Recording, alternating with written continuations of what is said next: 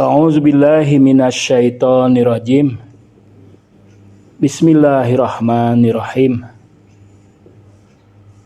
Allahumma sholli ala Muhammad wa ala ali Muhammad.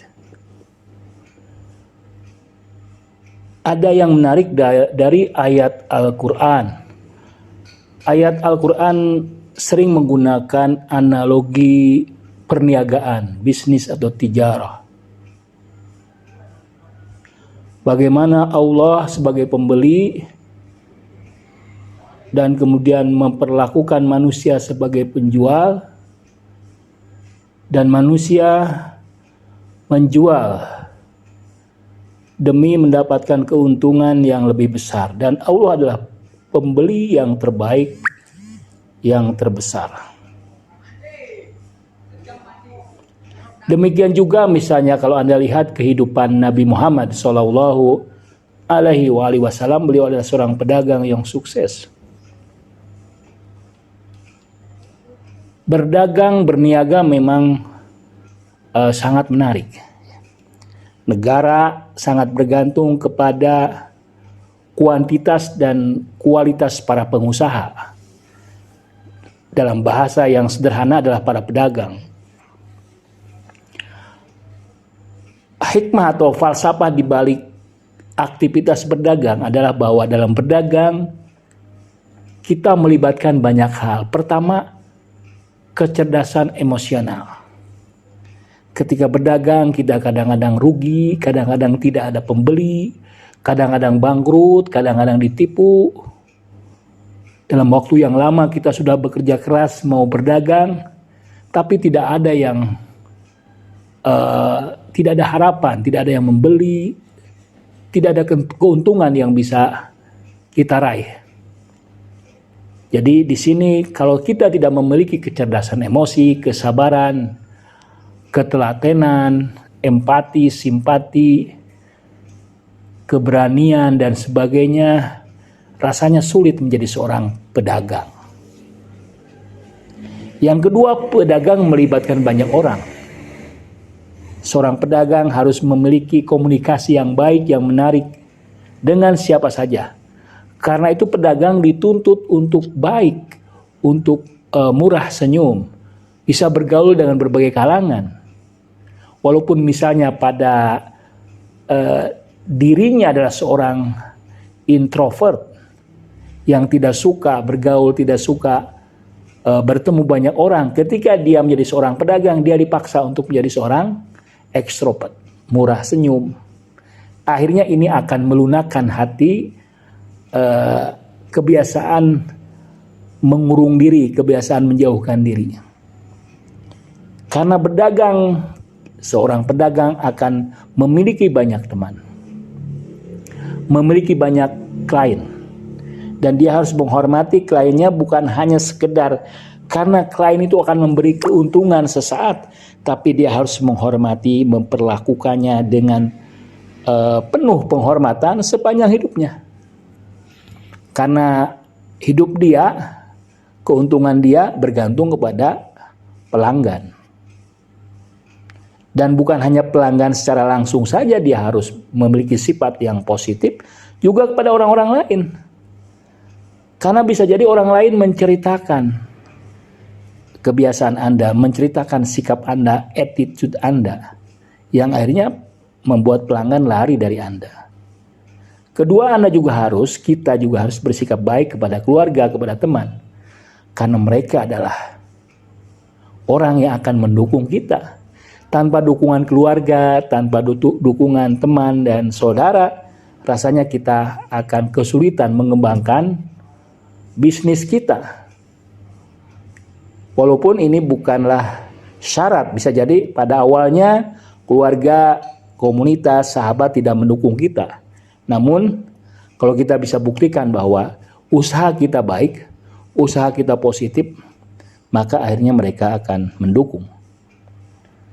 Kemudian berdagang juga itu tidak secara langsung atau langsung membantu kehidupan orang lain. Apa yang Anda jual bisa jadi dijual lagi oleh pelanggan Anda. Dan itu memperpanjang rezeki. meluaskan rezeki Anda sehingga orang lain pun menjadi punya penghasilan, punya pendapatan, punya bisnis yang akan membantu keluarga mereka.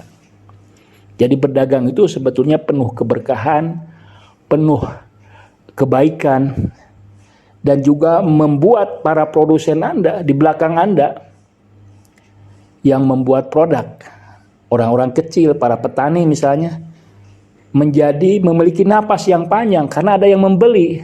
Karena produk-produk mereka dari desa, dari tempat-tempat terpencil, kemudian bisa dijangkau oleh banyak orang. Bukan hanya di Indonesia saja, tapi juga misalnya di luar negeri. Karena itu rasanya memang, walaupun kita bukan profesi pedagang, jauh dari bisnis pedagang, minimal kita harus mencintainya. Minimal kita harus menghormatinya. Kalaupun kita bukan seorang pedagang, didiklah anak kita. Ya. Berilah dorongan kepada anak kita agar mereka punya keahlian, punya talenta, atau punya waktu dari hari-harinya untuk berdagang. Apalagi sekarang berdagang sudah sangat mudah. Ya. Tidak membutuhkan barang, tempat, modal yang besar, tinggal hanya keberanian dan kreativitas. Hal lain yang menarik dari berdagang adalah bahwa berdagang itu membutuhkan napas yang panjang, membutuhkan mental yang kuat, membutuhkan sikap positif. Jadi setiap hari dia harus selalu husnudon kepada keadaan, husnudon kepada setiap orang, husnudon kepada alam, husnudon kepada manusia.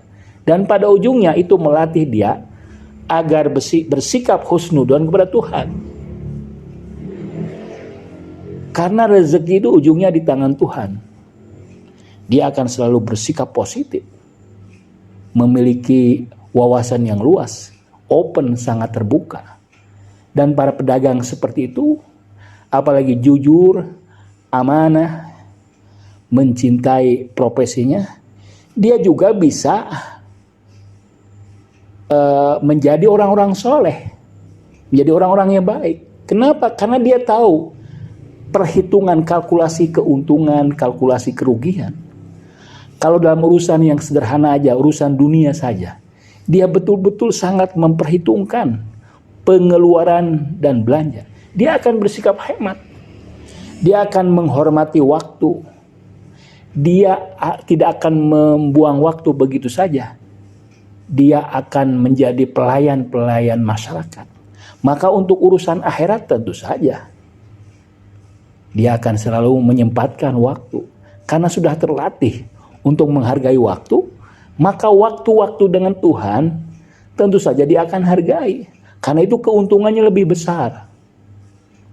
Kemudian juga para pedagang yang jujur amanah bukanlah orang yang suka boros. Bukan orang yang suka poya-poya, dia akan menghargai uang. Menghargai setiap jerih payah yang dia hasilkan karena dia mengerti benar. Dia mengalami bagaimana dia harus jungkir balik.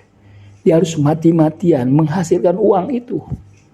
Tidak mungkin orang yang berjuang mati-matian siang malam bekerja keras, menguras keringat, dan mendapatkan uang, lalu uang itu dikeluarkan begitu saja tanpa tujuan, tanpa manfaat. Tidak mungkin. Karena itu pedagang yang jujur amanah akan menjadi orang yang sangat hati-hati, warok, menjadi orang yang zuhud, menjadi orang yang bijak, menjadi orang yang hemat. Tapi pada saat yang sama dia juga tidak akan segan-segan membantu orang lain karena ada keuntungan yang lebih besar. Karena itu mengapa dalam hadis dikatakan belajarlah fikih dulu sebelum berdagang. Belajarlah ilmu syariat sebelum berdagang. Karena pedagang adalah tangga yang pertama untuk menjadi seorang soleh, orang-orang yang soleh. Selain itu pedagang dibutuhkan untuk kegiatan apapun, dakwah. Kalau tidak ada donatur, tidak akan berjalan. 50% dakwah itu menurut sebuah majalah itu bergantung kepada dana. Pembangunan masjid, sekolah, kampus, universitas, majelis taklim, maulid, manakib, acara-acara keagamaan butuh dukungan dana. Dan Anda tahu para donatur, orang-orang kaya, para pedagang yang menyumbangkan itu mereka tidak rugi, bahkan mereka merasa untung, berkah. Karena saya banyak membantu majelis taklim, karena saya banyak membantu kegiatan-kegiatan keagamaan, hidup saya menjadi semakin makmur, hidup saya menjadi semakin berkah. Jadi ada falsafah yang luar biasa menarik dari kegiatan berdagang, kegiatan tijarah, bisnis, yang seandainya kita tidak pernah melakukan itu karena memang berat sekali, butuh jam terbang yang tinggi, butuh kegagalan yang banyak, butuh keberanian menghadapi risiko.